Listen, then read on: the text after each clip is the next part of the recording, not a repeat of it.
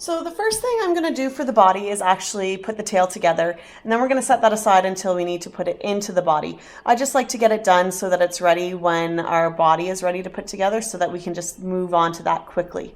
So we're going to take our brown piece and our yellow piece of the Pikachu tail, and we're going to attach letters G and H from the pattern. So that's those two pieces right there.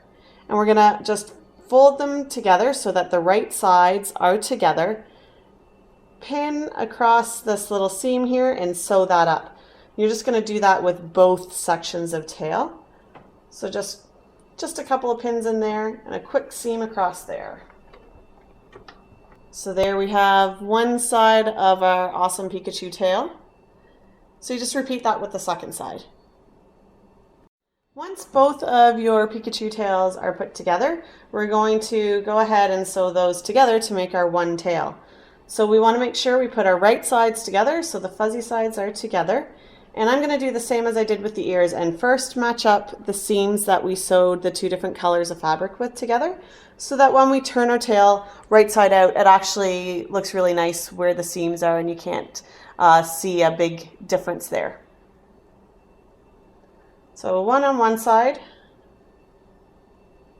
one on the other, and then you're just going to pin all the way around the tail, leaving this bottom section across here open. Again, that's where we're going to turn it.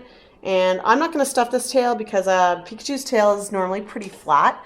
So I'm going to leave mine to be kind of floppy and squishy. If you wanted to stuff this tail, you could go ahead and do that. But I'm just going to turn mine and leave it to be the way it is.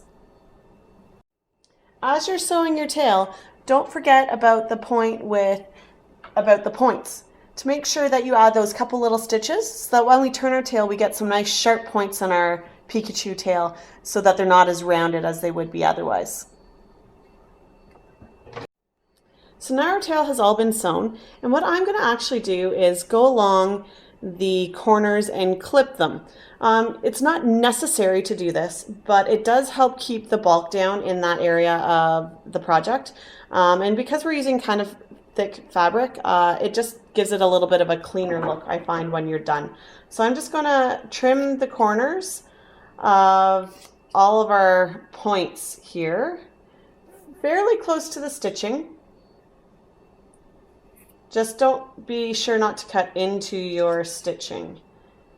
And that's the last one there. And then for this tail, it really is handy to have a chopstick to get all of these points out. I just picked up my chopstick at my local dollar store, and I got a package of, I think, 6 for $1. So it's a great investment if you're going to be doing projects like this. So we're just going to go ahead and turn the bulk of our tail out. Gets a little tricky when the end that you're opened is smaller than the other end. Just going to keep flipping it out here. Once most of it is out, I'm going to take my handy chopstick here and get all of those corners pushed out. Make it look like we want it.